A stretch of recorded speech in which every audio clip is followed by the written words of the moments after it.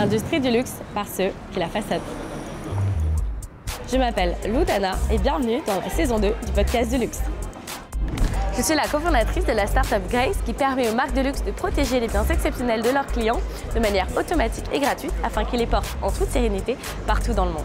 Une nouvelle norme qui tend à se généraliser pour toute l'industrie du luxe de par les bénéfices importants que cela génère autant pour les marques que pour les clients. Pour en savoir plus, cliquez sur grace.io ou les liens dans la bio. Vous avez été plus de plusieurs centaines de milliers à écouter la première saison du podcast du luxe. C'est un grand merci. Pour cette nouvelle saison, nous partons encore une fois à la rencontre d'invités de marques que j'ai eu la chance de rencontrer à travers Grace. Ils ont accepté de se livrer pour vous révéler tous les secrets de ce qu'il y a derrière des pièces iconiques et des grandes maisons que vous connaissez. Bulgari, Chanel, Hermès, Rolex. Patron, grand nom, journaliste, designer, leader, j'ai le plaisir de vous partager en exclusivité mes conversations inédites et sans filtre avec ceux qui, à travers leur histoire, ont façonné celle de l'une des industries les plus puissantes et énigmatiques au monde, le luxe. Bonjour Jean-Christophe. Bonjour Lou, bienvenue à Neuchâtel. Merci beaucoup, je suis vraiment ravie d'être ici. Je suis venue de Paris en plus. Quelle expédition. Ouais, et en plus c'est ma première fois à Neuchâtel, donc je suis très contente. Est-ce que pour commencer, avant de te présenter, tu peux nous dire justement qu'est-ce que ça représente pour toi, toute la manufacture dans laquelle on est aujourd'hui? En fait, cette manufacture, qui est la manufacture principale de Bulgari en horlogerie, on en a deux autres dans nos régions, elle a bon une valeur particulière et personnelle parce qu'en fait, c'était dans les années fin du 19e siècle, début du 20e siècle, une des plus grosses manufactures en Suisse, mais qui ne faisait pas des montres, mais qui faisait les pendules des gares ferroviaires. Donc, il faut se projeter en 1890, des trains vapeur, etc. Et en fait, toutes les horloges sortaient de ce bâtiment. Donc, ce bâtiment est d'allure historique. Pour l'horlogerie, pas de poignée, mais des horloges incroyable parce qu'en fait, les CFS, pendant des décennies, les chemins de fer suisses se sont fournis dans cette fabrique. Et dans cette fabrique, incroyablement, eh bien, l'arrière-grand-mère de ma femme était une des ouvrières qui fabriquait déjà ces horloges. Donc, quelque part, ça a un côté aussi sentimental puisque La boucle. la boucle, voilà. Et tu veux tous. C'est génial, excellent. Donc, en plus, sentimental et professionnel. Absolument. Ça fait combien de temps que Bulgari est ici? Ça doit faire, si je ne me trompe pas, à peu près 25 ans. Avant, on était basé à Genève. Et puis, avec notre développement qui a été quand même assez important ces dernières décennies, il nous a plu beaucoup plus d'espace. Et donc, on a pris ce bâtiment qui aussi, au départ, était le centre mondial de logistique, mais qui depuis a migré vers l'Irlande pour avoir plus de place ici entre les activités horlogères, les activités principales, et puis aussi les parfums, puisqu'ici, on a non seulement le centre de développement et fabrication mondiale de l'horlogerie, mais également le centre de développement mondial de tous nos parfums. Ok, mais qui ne sont pas forcément fabriqués ici. Les parfums sont faits en Italie. Ok. Par contre, toutes les formules sont développées en Suisse. Les équipes en fait, de développement sont toutes ici. Il y a aussi des grands parfumeurs qui sont en Suisse, donc il y a une raison aussi d'être en Suisse pour les parfums. Après, la fabrication, donc le mélange, la macération, l'embouteillage, sont faits en Suisse à l'Audi, parce qu'en fait, on veut que tous nos produits soient made in Italy. Exception des montres, évidemment, puisqu'en fait, les montres modernes doivent être sourcées non sourcées. En Suisse. Ok.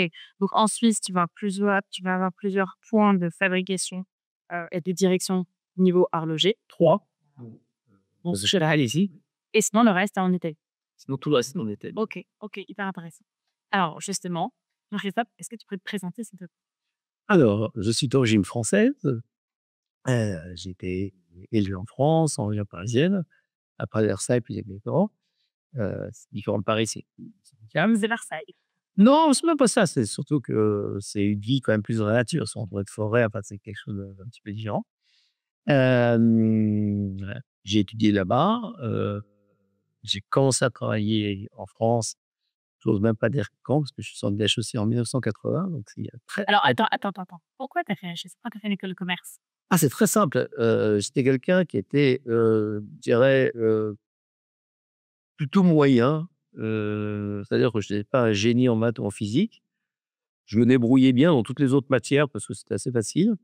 Et je me suis dit, finalement, à parité probablement de perspective professionnelle, qu'est-ce qui sera le plus facile? Et c'est de très loin, à mon avis, pour moi, les écoles commerciales. Donc j'ai fait prépa commerciale et j'étais admis du Fourier-Coux et j'ai fait, 3 ans de rêve à HEC à l'époque. C'est bah, maintenant je pense un peu plus, parce que 2 ans de prépa et 3 Autriche. Et à HEC, j'ai pu commencer, j'ai engagé une voiture 24 heures du Mans, encore en support de ma thèse sur le sponsoring. J'ai animé le bureau des élèves, en organisant énormément d'événements, des concerts, où j'ai passé vraiment 3 ans sur ce campus extraordinaire. Mmh.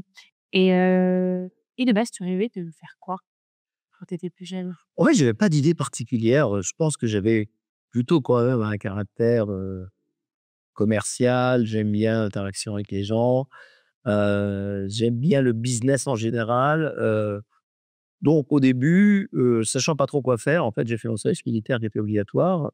Je l'ai fait avec l'amiral de Gaulle, donc le fils, du général de Gaulle. Donc là, pendant 1 an et demi dans la marine nationale française, j'ai appris, heu, bah, 1 les mécanismes d'une très grosse organisation et 2 j'étais, officier, mais au 1er niveau et en fait, j'étais au service, de l'officier de la marine française au plus haut niveau.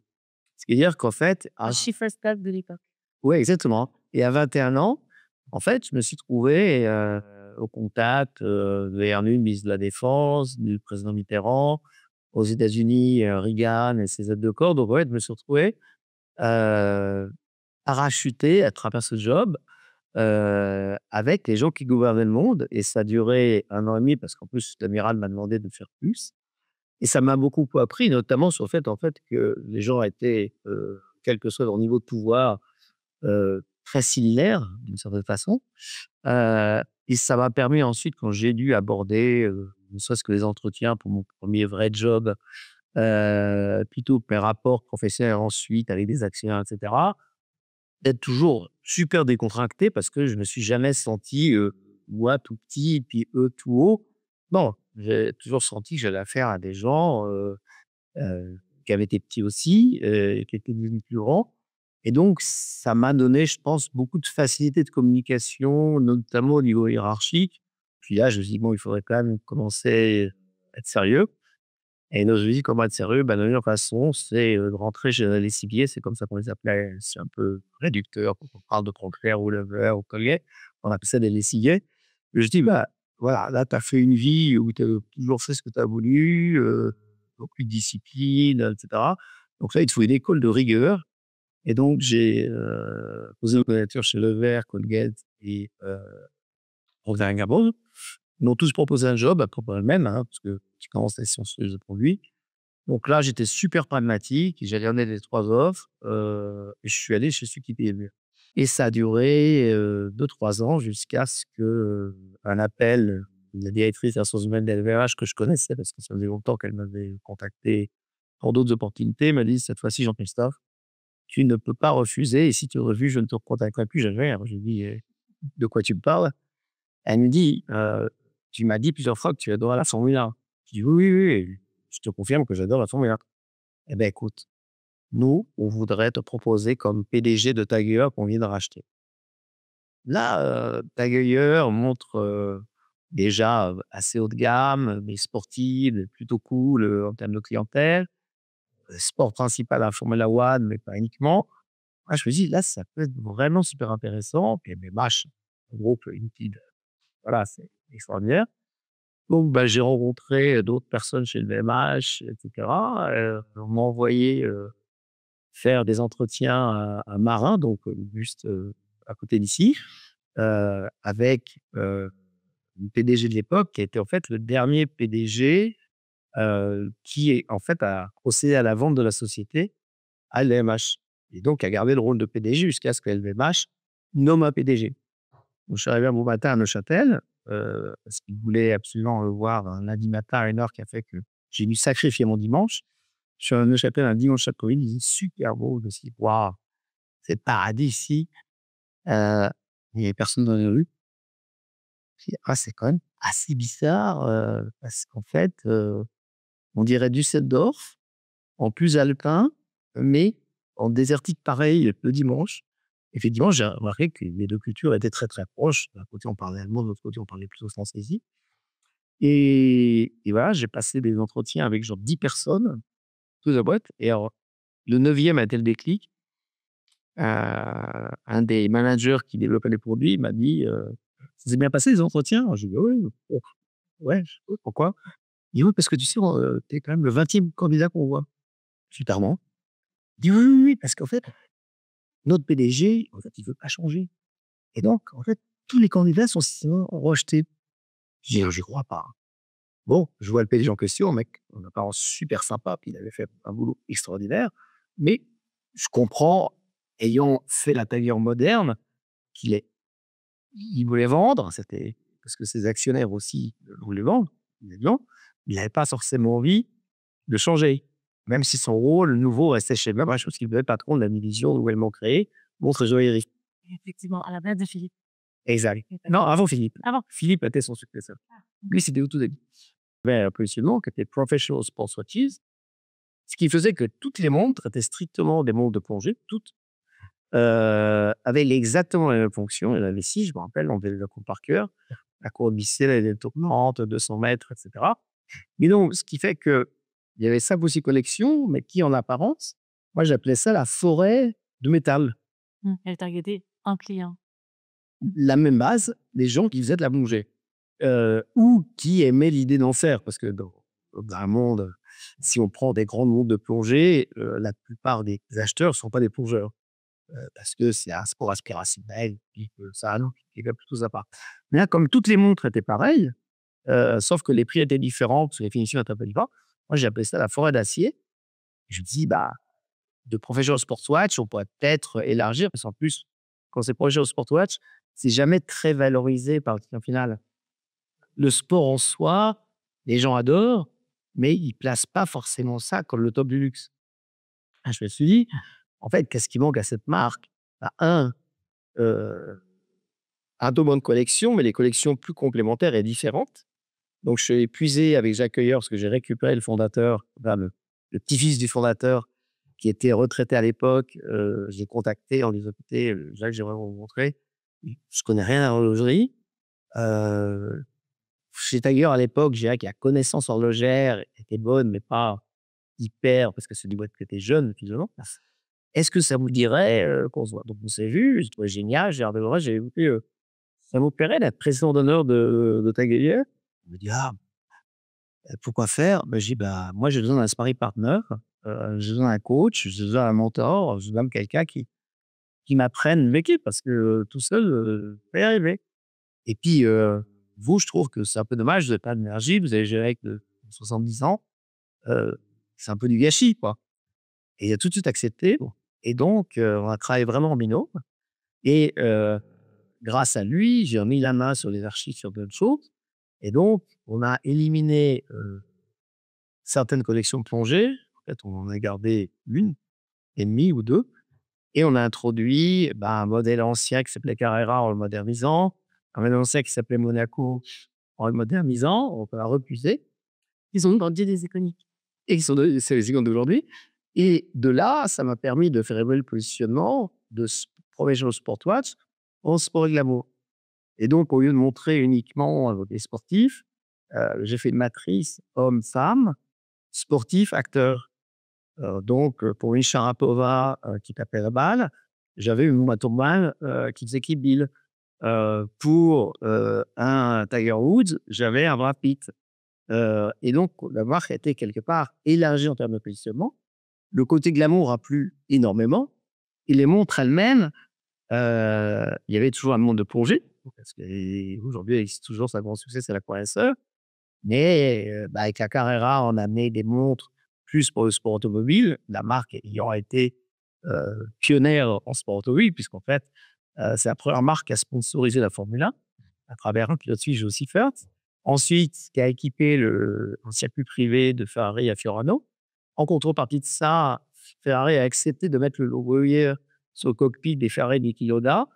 Et là, c'était fait. La marque Heuer, que personne ne connaissait, est devenue marque globale. Et donc ça, ça fonctionnait superbement jusqu'à ce que, à un moment, LVMH me propose de reprendre Bulgari, l'ayant de nouveau à peine acheté. Il y a eu quand même entre dernier patron de la famille Boulari et mon arrivée, Michael Burke, qui ensuite allait chez Vuitton, mais il est resté que 8 mois parce que très vite, le groupe a voulu qu'il aille chez Vuitton. Et donc, ils ont dû trouver un nouveau PDG. Et donc, un petit peu comme j'étais ailleurs, je suis arrivé juste après l'acquisition. Et un peu la main ici. Là, ce n'est pas que des montres. Non. C'était ce qui m'a attiré d'elle à son Alors, le core business, c'était la joaillerie. Il y avait les montres. Donc là, j'étais un peu familier avec la catégorie quand même, mais ici d'ailleurs. D'ailleurs, j'ai commencé à travailler sur les montres bien avant de quitter Tagur avec la corde de Tagur et LVMH parce que on mettait de la chaux de fond et ils étaient ici, donc je descendais, etc. Il y avait les parfums que je ne connaissais pas du tout, la maroquinerie que je ne connaissais pas du tout, et l'hôtellerie encore moins. Donc, je trouvais ça passionnant parce que quelque part, passer d'une marque pratiquement mono-activité, bien sûr, on a fait chez Tagur à une époque des téléphones de luxe comme Vertu, on a fait SDGAT, mais c'était quand même avant tout des montres. Là, c'est un groupe, un vrai petit groupe en fait. Italien qui plus est, moi avec le BCG qui m'avait envoyé en Italie, etc. Entre-temps, je me suis marié avec l'italienne, donc mon cœur battait italien, mon passeport était italien, donc je trouvais ça génial. Et puis surtout, une histoire qui pouvait être analogue à Tagur dans le sens où, de nouveau, si la famille avait vendu, c'est que elle avait quelque part pensé qu'elle était arrivée à un plateau et donc qu'il était temps de vendre. Et ce qu'on n'avait peut-être pas vu à l'époque, bah, LVMH avait très bien vu, la famille peut-être un petit peu moins, c'est qu'en fait, la pépite qui était la joaillerie, finalement, était assez sous-représentée parce qu'en fait, il y avait eu beaucoup de diversification, qui était une bonne idée, mais peut-être un peu trop vite. Tout ça, il faut ressortir, qu'on est joaillier, qu'on est les héritiers d'une tradition joaillière millénaire, ce qui n'est pas le cas de tout le monde. Et donc, la fierté d'être romain s'est construite peu à peu. La conscience de l'attrait de Rome également, ce qui a permis de passer le logo de Boulari à Boulari Roma, parce que il faut qu'on recrée véritablement une marque, une histoire, un narratif. Et cette histoire, c'est quoi? C'est l'histoire culturelle, architecturale, politique du monde occidental. C'est incroyable. Et donc, tout le monde a suivi. Les sacs sont devenus Serpenti. Serpenti, qui était avant tout une montre, est redevenu joaillerie également. Et tous les nouveaux développements pour qu'on a fait ont tous été liés au CTO. C'est les plafonds qu'on va retrouver au Panthéon. Pourquoi? Parce qu'à l'époque, c'était même pas décoratif, c'était architectural, parce que sinon, ça te serait cassé la gueule depuis longtemps. Et le Panthéon est toujours un mystère pour les ingénieurs d'aujourd'hui, comme structure autoportante réalisée vraiment en pierre, parce qu'en fait, c'est grâce à cet artifice qu'ils ont réussi. Et de là, en fait, tous nos développements sont allés dans la même direction, rapprochant toutes les catégories et permettant d'avoir une seule histoire et pas 5 histoires à raconter. Dans nos hôtels, d'une marque. Dans nos hôtels, vous allez trouver un sac de bain, du verre poli ou du verre satiné avec des belles sculptures Serpenti. Donc, on va retrouver tous ces symboles un petit peu partout. Et une marque qui, du parfum à 200 € à la suite Penthouse au Hotel de Paris à 45 000, finalement, a les mêmes symboles, les mêmes codes partout. Donc, finalement, raconte une histoire et entrer en plus par recadrer dans le luxe d'expérience à une époque où ce mot n'existait même pas. Parce qu'en 2004, quand on regardait dans ce point Hotel Milan, Experiential Luxury, je me souviens, j'avais de l'avoir lu, la joaillerie, et un secteur qui est extrêmement intéressant. Parce qu'il existe depuis 15 000 ans, donc il est complètement viscéral dans toutes les cultures. C'est ce luxe que je connais qui est à la fois ancien, 15 000 ans, c'est beaucoup, qui a toujours été associé par la rareté de l'or au début parce qu'il ne s'oxydait pas. C'est pour ça que l'or est apprécié au début, ce pas du tout pour sa valeur spéculative. Voilà. C'est parce qu'en fait, tous les métaux rouillaient. Et puis, au néolithique, des trucs qui rouillaient, ça ne servait pas. Donc, l'or est devenu sacré. Et puis après, comme ils étaient quand même rares par rapport aux autres métaux, il est devenu précieux. Mais ça a toujours existé et ça a toujours correspondu finalement à la célébration des moments importants de la vie. Jusqu'il y a 50 ans, quand la majeure partie des femmes ont eu une vie professionnelle très similaire aux hommes, c'était très lié en fait à l'union des couples. Ouais. Parce qu'en fait, on se fiançait, on se Il y mariait. a une montre à... Voilà, et on fêtait nos 20 ans de mariage, etc. Et puis, il y a eu une énorme accélération depuis une cinquantaine d'années et encore plus depuis 20 ans, avec l'arrivée. Et pourquoi je dis depuis 20 ans? Parce que vous n'allez pas me croire, mais moi, quand je suis rentré à HEC, c'était en 77, c'était la 3e promotion mixte d'une école qui existait depuis 1830. Ah oui. On ne se rend pas compte à quel point il y avait une discrimination au cœur de l'Europe. Alors que moi, quand j'ai été, il y avait plus de filles. Oui, mais moi, quand j'en suis sorti, c'était déjà 55 ans. Mais il y avait HEC filles qui existait, mais qui était une école de secrétariat. Qui n'avait rien à voir avec HEC de Jean Jaurès. Donc, mais ça, il faut comprendre que c'était un tournant majeur dans l'histoire de la société contemporaine, parce que ça amenait des millions de femmes au même niveau de responsabilité et de rémunération que des millions d'hommes. Et ça, c'était pour la joaillerie et la mode en général un boost colossal. Parce que la femme qui n'avait pas de moyens, elle dépendait pratiquement que de l'homme. Je peux pas avoir un compte en banque à son nom, etc. Alors, elle pouvait faire, bien sûr qu'elle travaillait déjà, les femmes, une partie, mais pas toutes. Là, toutes pratiquement ont travaillé. Et une part importante dans des jobs à responsabilité élevée et bien rémunérés. Et donc, ça a créé une explosion de la demande qui impactait en particulier la joaillerie, puisque la femme, en plus de recevoir des cadeaux avec énormément de plaisir, parce que jamais une femme me refusera une jolie montre comme ce que vous portez, voilà, ou une belle bague ou un collier. Des femmes ont commencé à acheter des joailleries pour elles-mêmes, de l'horlogerie féminine pour elles-mêmes, et ça a donné au marché une accélération. Et en fait, la famille Boulerie, il est génial, après la guerre en 48, de créer une montre joaillère mystérieuse, parce qu'il fallait ouvrir la bouche pour dire d'heure, qui est la première création de Boulerie à base de serpent. Et c'est resté pendant longtemps, en fait, le seul serpentier dans la gamme Boulerie. Donc, très peu de pièces, très chères, aux enchères, on avait eu certaines passer à plus d'1 million d'euros, hein, quand même, donc c'est des montres qui sont très cherchées. De là, l'idée en 2010, avant que j'arrive, de faire ce que vous avez au poignet, une montre plus quotidienne, plus accessible aussi, même si elle a un certain prix. Et là, ça a commencé véritablement à développer, et donc, dans la foulée, lancer des bijoux Serpenti, parce qu'il n'y en avait pas. Parce que Serpenti était encore plus légitime dans le bijou, puisqu'il était né comme bijou. Donc, la montre avait déjà comme point de départ ce Serpenti, qu'on a accéléré. On a créé Octo pour l'homme, parce qu'il fallait se différencier absolument des marques suisses, bien qu'on soit suisse. Ici, on est Swiss Made. Sur le fond de l'Octo, c'est marqué fabriqué en Suisse, parce que tout est fait en Suisse. Mais on ne pouvait pas faire une montre comme les autres.